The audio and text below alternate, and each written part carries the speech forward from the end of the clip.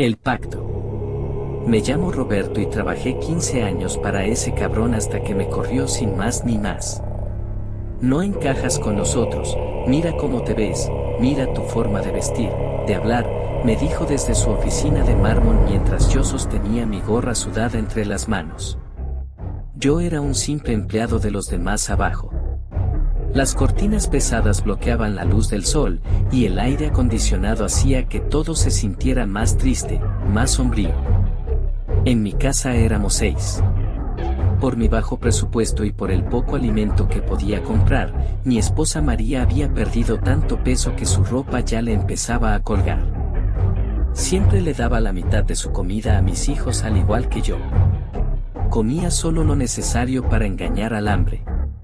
Ese día llegué y me senté en la mesa sin decirles nada. Solo miraba las notas de las cuentas apiladas mientras la luz parpadeante de la cocina hacía sombras que se movían de un lado a otro. Mi hijo Carlos llevaba 3 días con fiebre.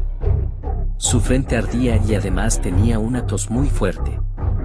María le ponía trapos húmedos, pero él seguía temblando bajo las cobijas agujereadas porque la verdad no me alcanzaba para comprar unas nuevas. El cuarto olía a medicina barata, a hierbas y también a impotencia de no poder hacer nada. Afuera llovía fuerte y los vidrios se empañaban solos. Esa noche alguien tocó mi puerta. 3 golpes secos que cortaron el silencio. Era don Evaristo, el que vendía hierbas en el mercado. Un viejo flaco que siempre andaba con una bolsa llena de raíces y hierbas extrañas. Sus ojos hundidos me miraban fijo, como si pudiera leer todos los pensamientos que tenía en mi cabeza. Oí lo de tu trabajo, me dijo mientras la lluvia goteaba de su sombrero negro y caían a goterones en el piso. Hay una forma de arreglar esto, pero no es para cobardes. Mi casa se sintió más fría, como si hubieran abierto la puerta de un cementerio. Lo miré raro mientras el viento de finales de octubre hacía crujir las ventanas viejas de mi pobre casa. ¿De qué hablas, viejo?, le pregunté. Hay gente que nunca le falta nada. El que te corrió, el padre que maneja tanto dinero de la iglesia, los gobernantes, la gente poderosa, ¿nunca te has preguntado por qué ellos sí y tú no? Se acercó más y su aliento olía a tierra húmeda. Todos tienen el mismo secreto. Mañana en la noche en el Cerro del Águila. Si de verdad quieres que tu familia deje de pasar hambre. Cuando se fue, mi casa quedó en un silencio que me dolía en los oídos. Al día siguiente Carlos empeoró. Su fiebre subió tanto que empezó a decir nombres que ninguno conocía, con una voz rasposa que no era la suya. Sus ojos se veían vidriosos y cuando me miraba era como si no me reconociera, como si viera a alguien parado detrás de mí. María lloraba en silencio mientras le limpiaba la boca. Yo estaba demasiado desesperado. No sabía qué hacer. Miré a toda mi familia desde la puerta del cuarto. No teníamos ni para cenar, mis manos temblaban cuando apreté los puños, de rabia. Esa noche salí de mi casa mientras todos parecían dormir. Don Evaristo me esperaba bajo un poste de luz que parpadeaba como un ojo moribundo.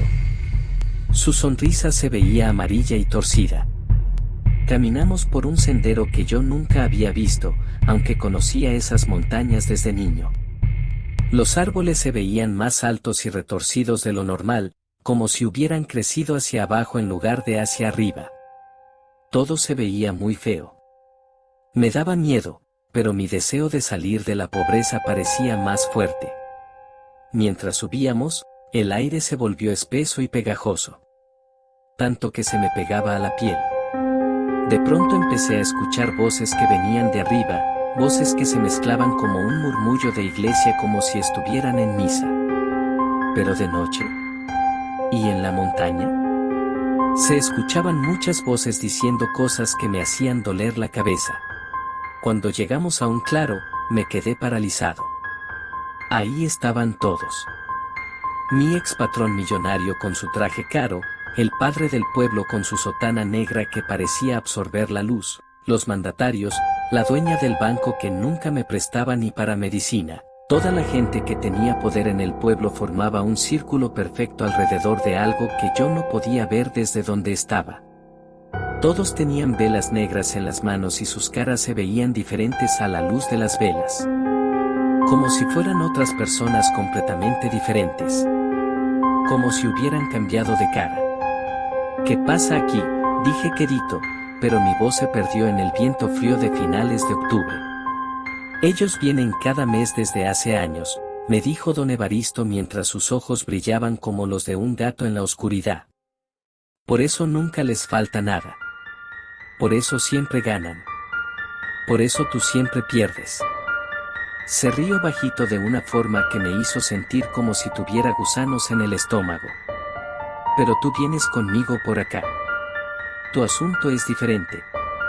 Me llevó por otro camino, más oscuro, donde los árboles crecían tan juntos que no se veía ni una estrella. El suelo estaba húmedo y hacía un sonido raro cuando caminábamos, como si pisáramos sobre algo blando que se movía y respiraba debajo de nuestros pies. Llegamos a una cueva que olía a azufre y a cosas podridas. Hasta ese momento ya tenía más miedo. Adentro hacía un calor muy sofocante que chocaba con el frío de afuera. Ahí esperaba a alguien sentado en lo que parecía ser una silla, apenas se distinguía por la luz de las velas que había en el suelo. No era lo que yo esperaba. Era elegante, bien vestido, con un traje que brillaba como si estuviera empapado en aceite negro. Tenía una sonrisa que me hacía sentir importante y aterrorizado al mismo tiempo. Sus dientes eran demasiado blancos y perfectos, como si fueran de porcelana. «Has venido por tu familia», me dijo sin mover los labios, como si su voz saliera de las paredes de la cueva y se metiera directamente en mis oídos. El niño enfermo, la mujer flaca, los otros que lloran en silencio. Puedo arreglarlo todo esta noche. Solo tienes que firmar. La temperatura bajó de golpe y empecé a temblar. Pero cuando miré bien los ojos de esa cosa, no eran ojos normales. Eran como hoyos negros que no tenían fondo, y adentro se movían cosas pequeñas como gusanos. Algo en mi estómago se revolvió y sentí que iba a vomitar toda la bilis que tenía. Pensé en María llorando en silencio. En Carlos diciendo nombres raros con fiebre. En mis otros hijos esperándome en esa casa fría y oscura. Con hambre, con sed.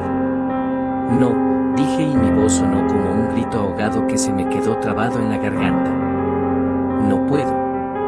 La sonrisa de esa cosa se hizo más grande, tanto que ocupó toda su cara y se salió por los lados. Está bien. Siempre respeto a quien cambia de opinión en el último momento. Sus dientes brillaron más y pude ver que tenían manchas rojas entre las encías. Pero ya viniste hasta acá. Ya me conoces. Ya sabes que existo. Y desapareció como si nunca hubiera estado ahí, pero el olor a azufre se quedó pegado en mi nariz.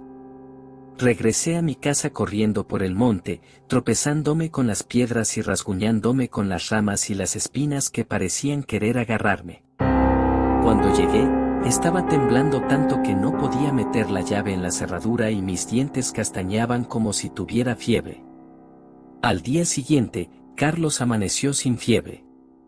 Como si nada hubiera pasado.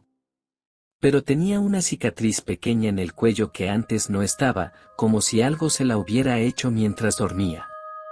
Lo más raro vino después. Desde ese día, empecé a notar cosas que antes no veía.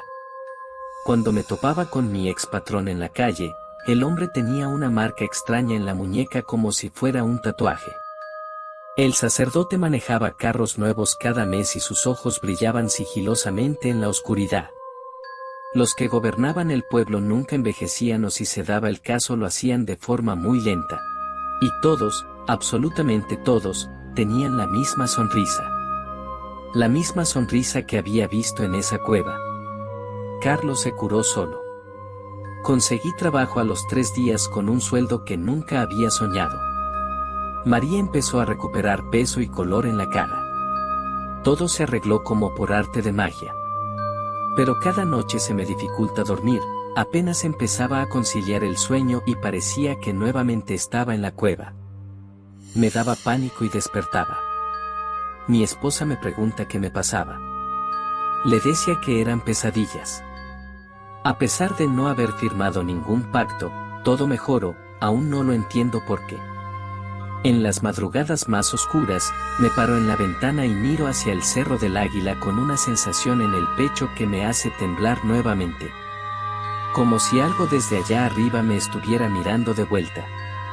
Como si esa cosa siguiera esperando a que cambie de opinión.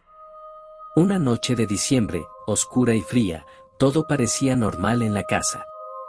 Nos fuimos a la cama y parecía que iba a dormir tranquilo, cuando de pronto 3 golpes secos cortaron el silencio.